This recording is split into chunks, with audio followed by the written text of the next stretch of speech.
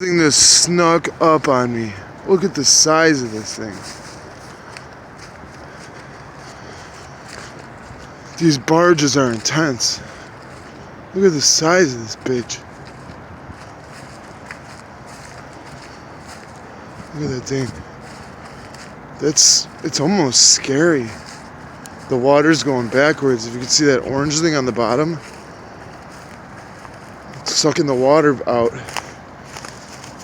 This is about as far as I like to get with these big boats. This one won't leave a big wave, but this really large yachts really leave a fucking. It's just like a fucking huge, man. I'll have a seat on the deck, I guess. Look at this bitch. Oh boy. Really kind of are something with all the water. I mean, see, you could see I tried to build a little beach down there, and I put that log to try to keep some of the erosion down. And over here too, this one fell naturally. And you know, I just kind of helped gravity. And I think one day, you know, after I've only been here, I haven't lived here 6 months, but you know, one day we might get that beach going better. That big rock right there. It's in the beginning stages, but there's just cold. I mean, these rivers, 2 blocks in, if your car's like 2 blocks away, your car every morning in the winter will be covered with a 1/8 of an inch ice sheet or 1/4 inch. Okay, here's the end. Here's the tugboat. Mike Planchet, I've seen his name before. A lot of French surnames. These guys are the old fucking, see, they got handed down from their daddy and their daddy's daddy. Kept it in the family. These old, his daddy might have been a fur trader. Like, du sable, du sable.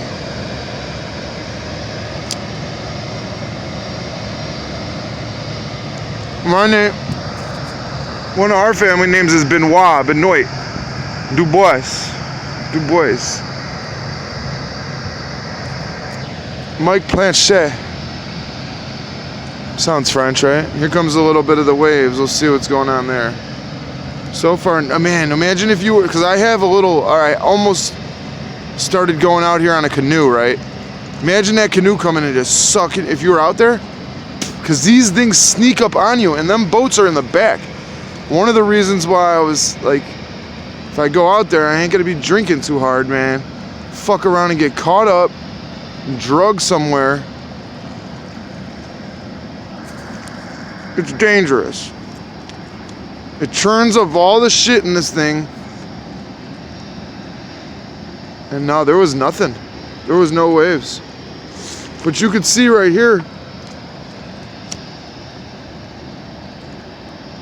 You could see right here on this side the original area where the coast was. See right here where my shoe is? You can tell there's a drop off right here. Watch the wave come now. There's a drop off right here, but all these rocks I filled in. But the water just, nature just takes everything. So you can see all the rocks that were, yeah, filled in. But there was just so much more took away. Because that was even. Over here it's still even because there's so much big shit. The original line of the coast was right here. This is all me. This back was where it was. And I filled in all that and put these big rocks. And they'll hold it back, but I don't know. I don't know if it's possible. Because it's a steep drop. But I came out here fucking around. I gotta do a little, make a little fire and burn some of this garbage I see. It's so crazy back here. When I first started messing around, it was a jungle. The rocks have been kind of subsided into the ground, a rock staircase. The shack is crazier than ever. I took my old sign and I gave it I'm gonna give it one more wall. Then I'm gonna spray paint over this stupid graffiti right there. And there's my little starter kit on the fireplace right there. And then I'll put like, I got this blanket that's all like wool. I'll throw that in the middle. Then on each side I'll give it a layer on each side of that 4x4 on top of that piece of metal. So it'll have a little insulation. As many layers as I can give it, I'm going to give it. That way, you know, if you're going to build the wall, I mean, you're doing it with just free scrap, I'll at least layer it. That back wall's got about 3 layers. That wall right there, with that 4x4 behind it, it's got tarp. That one's got tarp. That one's got tarp. So they're all tarped. And then I put some carpets down. So when I do get a dog, I could have a fire right there. And I could just sit right here, or I could put a little chair right there or right there. And I could maybe get a curtain that goes down here. And I could sit in the winter time and have me a nice little fire. I could throw a line out in the river, see if anything bites. And just sit here and kind of stay warm. Or maybe I'll start a dog. I wonder if this is a good idea to start a dog. Like, because I got the basement. Start a doggy. What you call that? Not camp, but I could watch your dog while you go to work. And I could bring your dog out to the river. Keep him on the leash, of course. Bring your dog out to the river. I mean, who wouldn't want to know that their dog's out with a guy who loves dogs while they're at, you know, work, or while they're on vacation? There's a lot of money to be made in dogs. You go in these pet, I'm gonna go back. You go in these pet places, man, and these fucking, the amount of money that gets spent on pets is outrageous. That's a good idea for a business, though. Shit, I got the basement. They don't even have to come in my house, which I don't want them. But say somebody needed like a dog sitter for a week. Establish a price. I wonder what a good rate for that would be. I'm thinking $40 to $60 on the high end a week, or I'm sorry, a day. Because I don't know how much people charge to walk dogs. We know this person who walks dogs. Get this. The chick don't even walk. These people, man. I'm telling you, I sometimes am beside myself with how shitty the human race is. You're paid to go walk a dog. And if them people don't have cameras, you don't walk the dog. She just sits in the house. She just sits in the house. That's the kind of shit. Okay, but this is a special individual. This individual right here would do the same to their own mother. Like, say their mother, or say they had the pet of their own. This person doesn't even walk their own dogs. I just don't understand people. I don't even, you know, and I have to look in the mirror and say, well, I'm sure there's people that don't understand why I'm out there building a fort. Well, you know, I have my reasons. My dog and, you know, kids, and, you know, it's a little hobby. But some people aren't going to understand me. They're not going to understand what I'm saying. But there is a lot of anger and a lot of bitterness, man. In my generation, the one before me that are getting older now, the one in between baby boomers and my parents' generation, oh, man, I don't know. I think this is a unique, of course this is a unique time in, you know, humanity with the advent of all the technology. But this country has no morals. There's a big falling away from the Lord. Fathers are absentee, more so than ever. This guy was bitching to me, this older guy. He was like, yeah, my dad would pay for school or whatever, but he wouldn't talk to us. I'm like, dude, you don't understand, man. Dads don't pay for anything for some of these kids. They don't even know their dad, let alone talk to their kids, man. You know, it's nobody's happy. Everybody's always, you know, it's a very unhappy place. And men these days, you know, and I think a lot of it is the narcissistic shit. I talk about that. I think about that a lot. No empathy for anyone else. It's just me, me, me. All the time, me. You know, and they don't have time for their own people.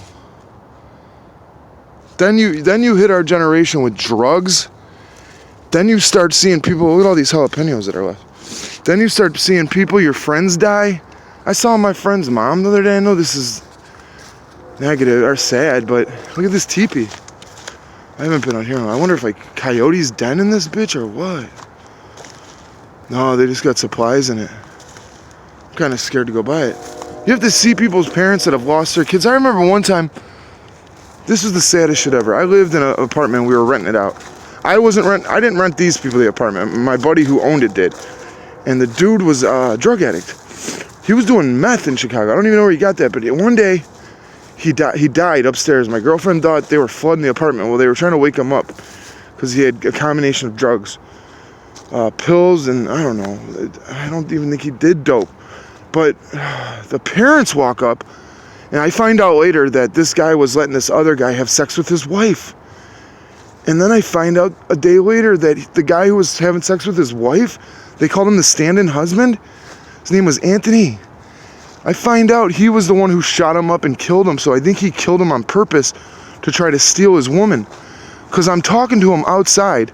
The old lady's out there crying. She's like not old though. She's like 27. I was like 25. She's like, he's dead. I'm like, where is he? They're like, St. Anthony's Hospital. The kid who killed him's name was Anthony. He says, yeah, I'm not a saint, but they decided to name a hospital after me. I'm like, you're joking right now? Then later on that day, he said, do you think she'll still get a social security check even though he overdosed? I'm like, you killed him. We got people like that. We got insane, violent fucking people. People out here shooting people. 2 Mexican kids down by Cook County Jail fucking pull up on this other fucking gangbanger. I guess he was like, they were kings or something. I don't even know. I don't even want to talk about that. But they said, yeah, we saw the little girl on the porch, but we were going to shoot him anyway. They end up shooting, these are Mexicans, shooting a 2-year-old girl. Dead. I'm just looking out here to see what I'll say. I'm just looking for a hammer. So you got drugs, no morals, no God, no family ties. And then, at least when I was growing up, there was at least a little bit of sports, blah, blah, blah. Hopefully sports are so fucking gay now. But you got all these people programmed. They don't have parents teaching them. They don't want you to homeschool your kids. But they don't want to teach them shit. They want to go into graphic detail about sex and shit. LGBTQ Awareness Month. Every day at this school in England, they're like, I don't know, some YouTube video, there's a million of these. Every day they're like, every day we try to incorporate LGBT friendly topics into our lesson plans. I'm like, dude, England, buy most of German cities. And in Russia, why the whites couldn't take Russia back during the Russian Revolution? One reason was because New York bankers were fucking pumping in money and armor and guns. Another reason was they couldn't take the cities. The whites were out in the field, so they just had to get out of there with their lives. Well, what's the deal now in Germany? The cities are tooken. What's the deal in America? Cities. I guess that's how you win a war. Cities. They're like castles. And then it's a base. You could get picked up. Things are different now. It won't be like the Russian Revolution with all the technology. Whoever's got the technology now wins the revolution. Or wins whatever counter-revolution. Whoever wins has the technology. And we know who's got all the technology. It's just a nightmare. That's why I come out to the woods. That's why I go out and go fishing. That's why I hang out in my basement. Or in my house, with my family. And that's why I haven't been killed. Or I'm not in prison. All that hanging out with the guys shit, all that hanging out at the bar,